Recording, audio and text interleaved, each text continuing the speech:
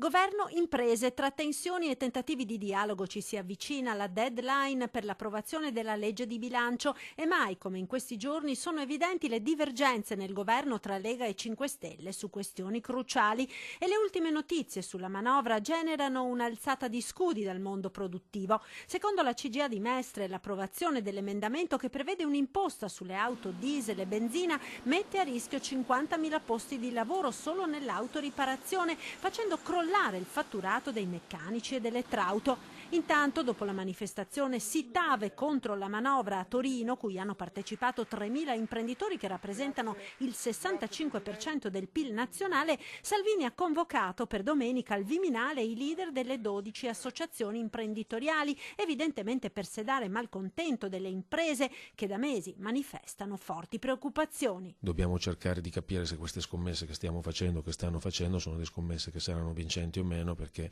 stanno stravolgendo, uscendo dagli schemi dell'approccio economico allo sviluppo. Se dovessero avere ragione loro, bisognerà riscrivere tutti i libri di economia del mondo.